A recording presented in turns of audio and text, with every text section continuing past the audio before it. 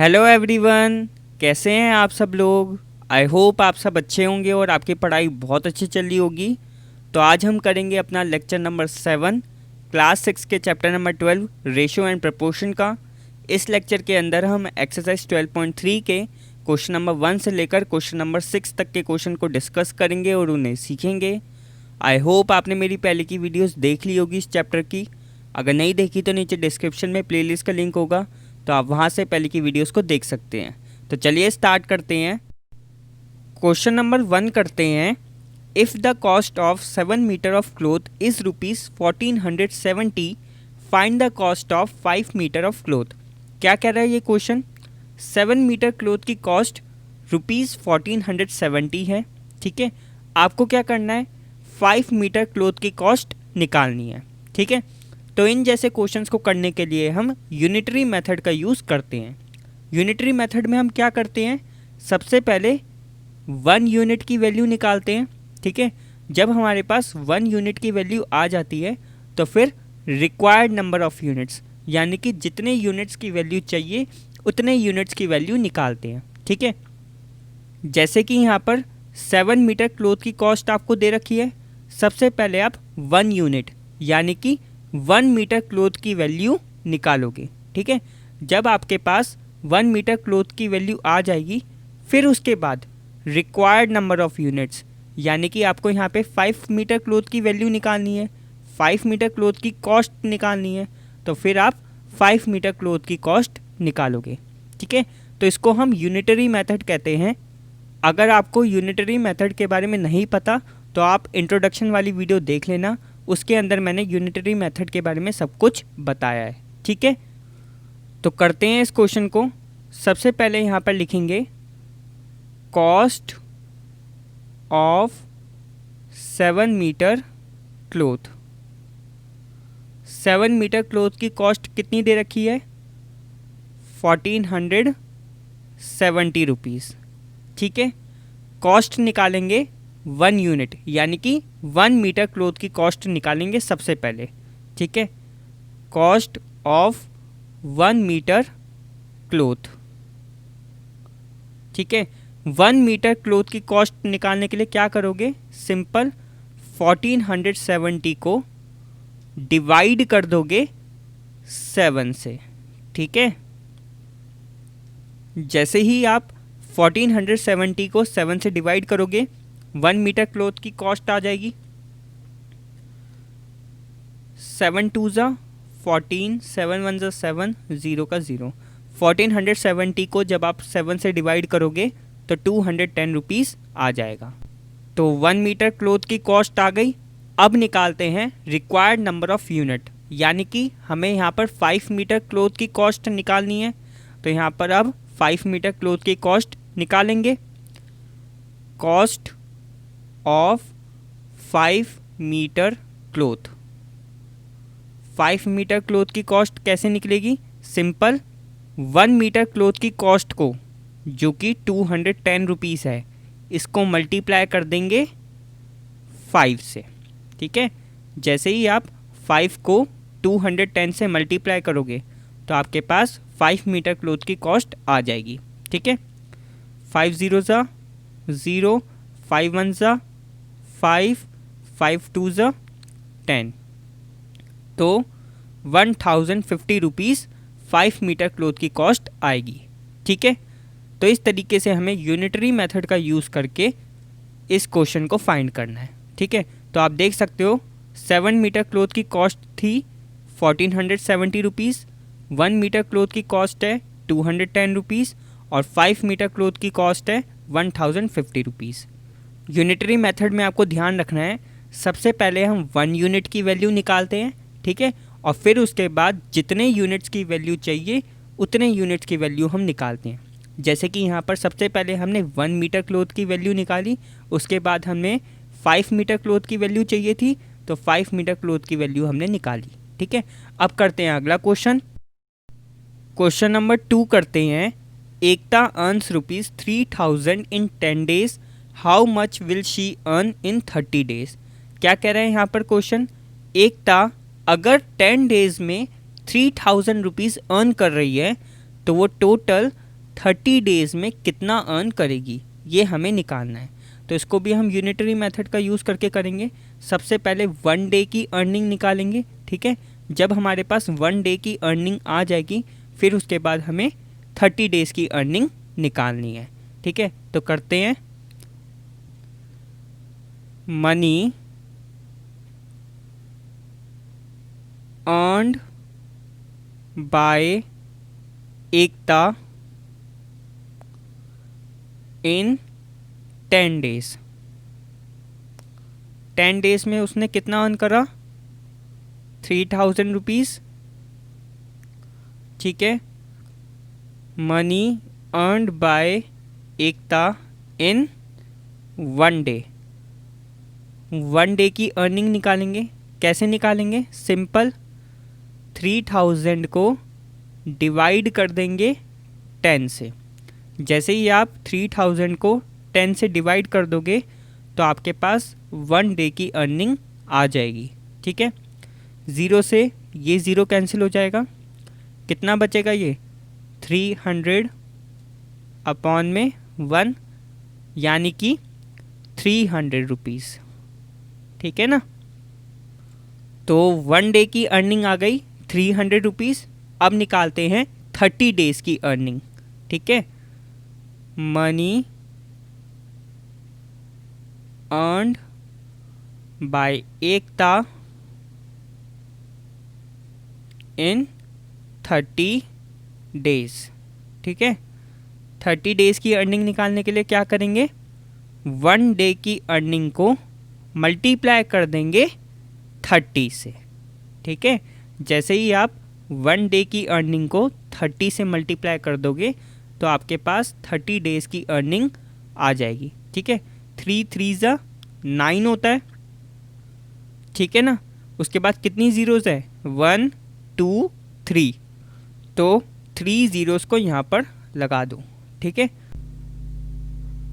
तो एकता अगर 3000 rupees 10 days में अर्न करती है तो 30 डेज़ में वो 9000 रुपीज़ अर्न करेगी, ठीक है। तो इस तरीके से क्वेश्चन होना था। अब करते हैं अगला क्वेश्चन, क्वेश्चन नंबर 3 करते हैं। If it has rained 276 millimetre in the last 3 days, how many centimetre of rain will fall in 1 full week 7 days, assume that the rain continues to fall at the same rate. तो क्या कह रहा है ये question, last 3 days में 276 millimetre rain हुई है, ठीक है। और यहाँ पर दे रखा है कि रेन लगातार सेम रेट से हो रही है, ठीक है। आपको ये बताना है फुल वीक यानी कि 7 डेज़ में टोटल कितने सेंटीमीटर रेन होगी अगर रेन सेम रेट से हो रही है, ठीक है। तो करते हैं इस क्वेश्चन को, rain in last 3 days, last 3 days में कितनी रेन हुई है, 276 मिलीमीटर, ठीक है। 1 डे में निकालते हैं, रेन इन 1 डे, 1 डे में कितनी बारिश हुई है, ये निकालने के लिए क्या करेंगे, 276 को डिवाइड कर देंगे 3 से, ठीक है। 3 9 जा 27 होता है, 3 2 जा 6 होता है। तो 276 को 3 से डिवाइड करने पर 92 आएगा। 92 मिलीमीटर 1 डे में रेन हुई है, ठीक है।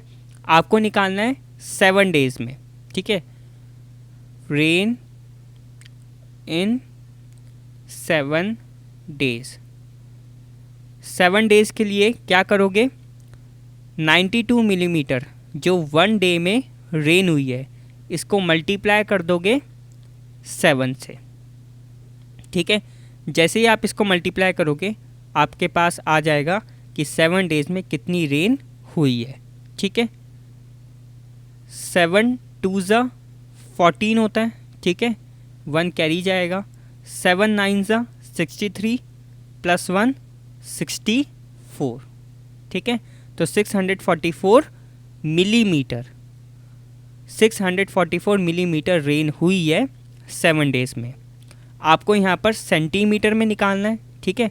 तो निकालते हैं, 1 मिलीमीटर के अंदर 1/10 सेंटीमीटर होते हैं, ठीक है। आपको 644 मिलीमीटर को कन्वर्ट करना है, ठीक है। तो 1 की जगह 644 रखोगे, डिवाइड कर दोगे 10 से। जैसे ही आप 644 को 10 से डिवाइड कर दोगे, ये मिलीमीटर से सेंटीमीटर में कन्वर्ट हो जाएगा, ठीक है। यहाँ पर 1 0 है, तो 1 डिजिट के बाद डेसिमल लग जाएगा, 64.4, ठीक है, सेंटीमीटर। तो 7 डेज़ के अंदर 64.4 सेंटीमीटर बारिश होगी, ठीक है। अब करते हैं अगला क्वेश्चन, क्वेश्चन नंबर 4 करते हैं। Cost of 5 kg of wheat is ₹91.50, ठीक है। 5 kg व्हीट की कॉस्ट आपको दे रखी है 91.50 रुपीज़, ठीक है। आपको ए पार्ट करना है और बी पार्ट करना है। सबसे पहले ए पार्ट करते हैं। What will be the cost of 8 kg of wheat. अगर आपको 5 kg व्हीट की कॉस्ट दे रखी है तो आपको 8 kg व्हीट की कॉस्ट निकालनी है, ठीक है। तो करते हैं इसको, कॉस्ट ऑफ 5 kg व्हीट कितनी दे रखी है, 91.50, ठीक है।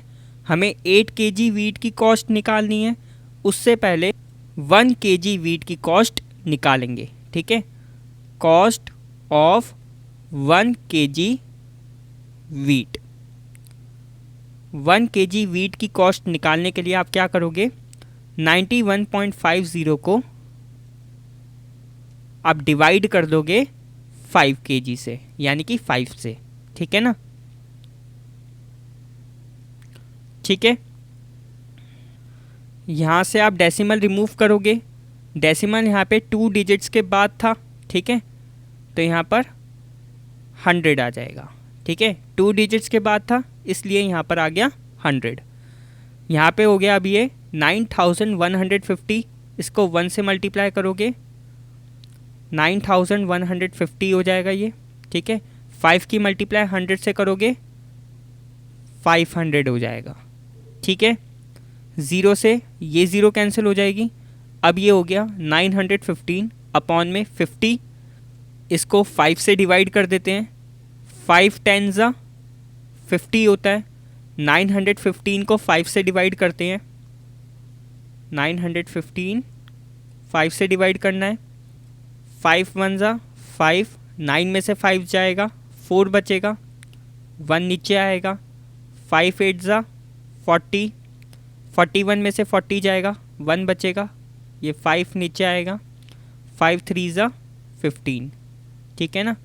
तो 183 आया 5 से डिवाइड करने पर, ठीक है। कितना हो गया ये 183 अपॉन में 10। यहाँ पर 1 0 है तो 1 डिजिट को छोड़कर डेसिमल लग जाएगा 18.3, ठीक है।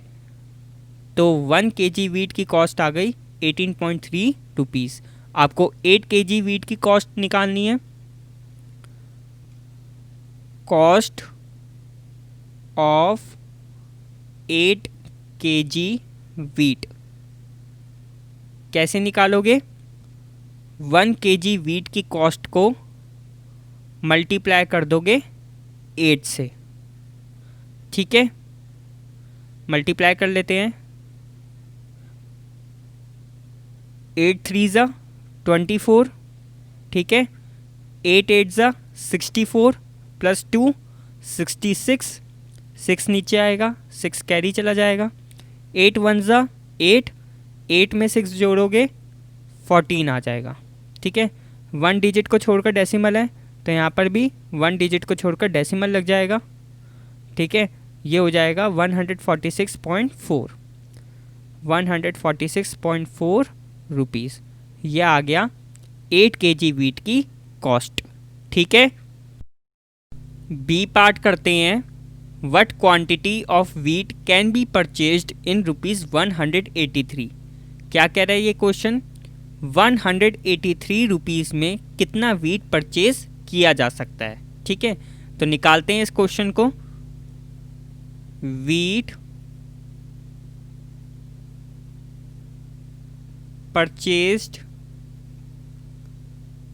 इन 91.50 रुपीज़ में 5 kg वीट परचेज किया जा सकता है।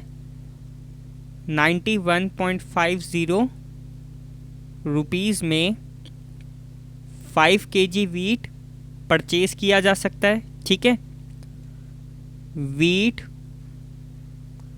परचेज्ड इन 1 रुपी। ठीक है, सबसे पहले निकालेंगे कि 1 रुपी में कितना वीट परचेज किया जा सकता है। अगर 91.50 रुपीज़ में 5 kg वीट परचेज किया जा सकता है तो 1 रुपी में कितना वीट परचेज किया जा सकता है। कैसे निकालेंगे, 5 को डिवाइड कर देंगे 91.50 से। ठीक है, जैसे ही आप 5 को डिवाइड करोगे 91.50 से तो ये उतना वीट आ जाएगा जितना 1 रुपी में परचेज किया जा सकता है। ठीक है, केजी। ठीक है, अब इसको थोड़ा सॉल्व कर लेते हैं। यहाँ पर डेसिमल है। ठीक है, तो इस डेसिमल को हम रिमूव कर देंगे। यहाँ पे डेसिमल 2 डिजिट्स के बाद था। ठीक है, तो इस वजह से यहाँ पर आ जाएगा 100। नीचे से डेसिमल रिमूव करा है इसलिए 100 आया है ऊपर। ठीक है, 5 को 100 से मल्टीप्लाई करोगे 500 हो जाएगा। ये हो जाएगा अब 9150 यानी कि 9150। ज़ीरो से ये ज़ीरो कैंसिल हो जाएगी। ठीक है, ये हो गया अब 50 अपॉन में 915। ठीक है, अब ये 5 से डिवाइड हो जाएगा। 5 10 ज़ा 50 होता है। 915 को 5 से डिवाइड करोगे क्या आ जाएगा, 183। अभी यहाँ पर करा था ना, 915 को 5 से डिवाइड करा था, 183 आ गया था। 183 आ गया। ठीक है, तो 10 अपॉन में 183, इतना केजी वीट हम 1 रुपी में परचेज कर सकते हैं। ठीक है, अब निकालते हैं 183 रुपीज़ में कितना वीट परचेज कर सकते हैं। निकालते हैं वीट परचेज्ड इन 183 रुपी। इसको निकालने के लिए हम क्या करेंगे, 183 को मल्टीप्लाई कर देंगे 10 अपॉन में 183 से। ठीक है, ये वो वीट है जिसको हम 1 रुपी में ख़रीद सकते हैं। ठीक है, इसको हम मल्टीप्लाई कर देंगे 183 रुपीज़ से। ठीक है, तो हमारे पास कितना आ जाएगा, हमारे पास उतना वीट आ जाएगा जितना हम 183 रुपीज़ में ख़रीद सकते हैं। 183 से ये 183 कट जाएगा। ठीक है, यहाँ पर आ जाएगा 1, 183 वन ज़ा 183 होता है, फिर 10 वन ज़ा 10 हो जाएगा। तो 10 kg वीट हम परचेज़ कर सकते हैं 183 रुपीज़ में। ठीक है, तो इस तरीके से क्वेश्चन होना था। अब करते हैं अगला question.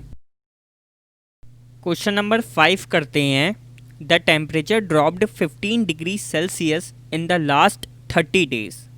If the rate of temperature drop remains the same, how many degrees will the temperature drop in the next 10 days? क्या कह रहा है ये क्वेश्चन, लास्ट 30 डेज़ में 15 डिग्री सेल्सियस ड्रॉप हो गया है, यानी कि 15 डिग्री सेल्सियस कम हो गया है। ठीक है, अगर इसी तरीके से टेम्परेचर ड्रॉप होता गया तो आने वाले 10 डेज़ में कितना टेम्परेचर और ड्रॉप होगा, ये हमें निकालना है। ठीक है, तो करते हैं इस क्वेश्चन को। टेम्परेचर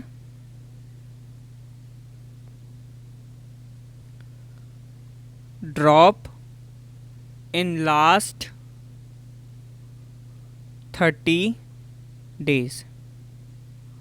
लास्ट 30 डेज में कितना टेम्परेचर ड्रॉप हुआ है? 15 डिग्री सेल्सियस, ठीक है ना, 15 डिग्री सेल्सियस।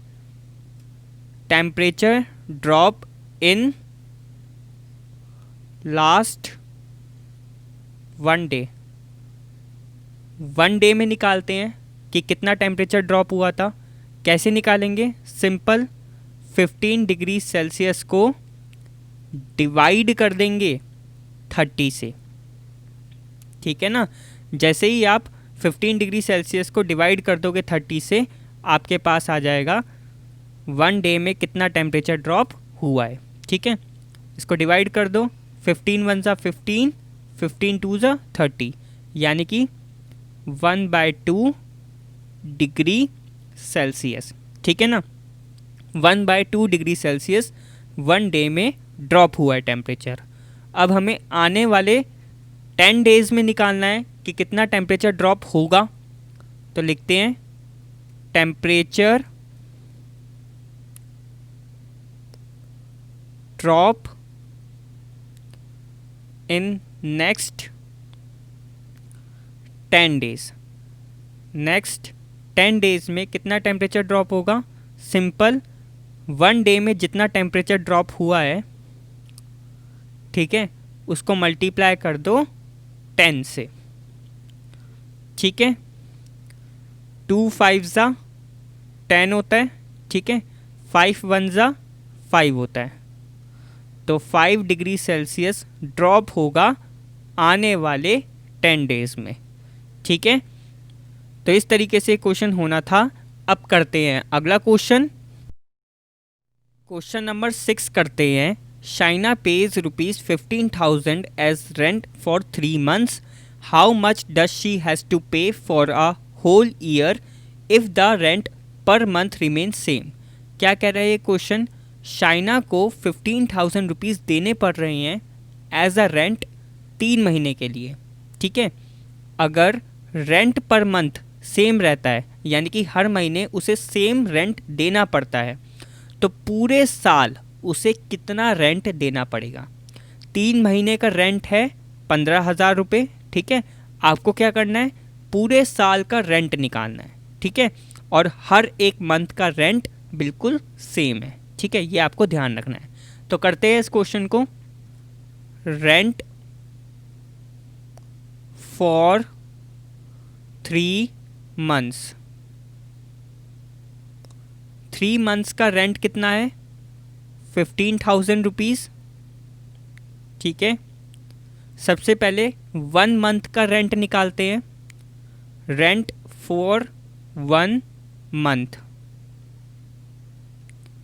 1 month का रेंट कैसे निकलेगा?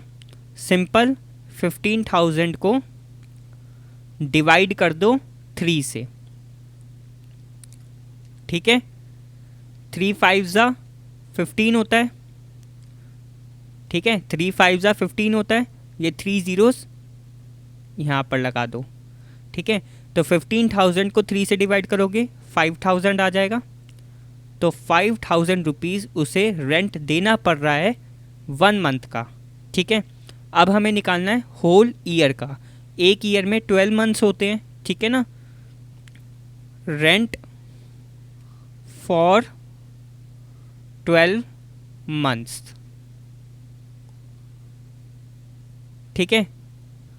12 months का रेंट निकालने के लिए आप क्या करोगे? 1 month के रेंट को मल्टीप्लाई कर दोगे 12 से, ठीक है। 12 5 ज़ा 60 होता है, ठीक है। ये 3 zeros ऐसे की ऐसे ही लग जाएंगी, ठीक है। तो 12 को 5,000 से मल्टीप्लाई करोगे तो 60,000 आ जाएगा। तो रेंट 12 months का कितना होगा? 60,000। शाइना को 12 months के लिए 60,000 रेंट पे करना पड़ेगा, ठीक है। तो इस वीडियो में इतना ही। अगर आपको किसी भी क्वेश्चन में डाउट हो तो प्लीज़ नीचे कमेंट करना। मैं आपके कमेंट का आंसर जल्द से जल्द देने की कोशिश करूँगा। अगर आपको ये वीडियो पसंद आई हो तो प्लीज़ वीडियो को लाइक कर देना और अभी तक अगर आपने इस चैनल को सब्सक्राइब नहीं करा तो प्लीज़ चैनल को सब्सक्राइब कर दो और साथ में नोटिफिकेशन बेल को भी दबा देना ताकि आने वाली वीडियोस की अपडेट आपको मिलती रहे। So thanks for watching, keep supporting, keep loving, keep growing.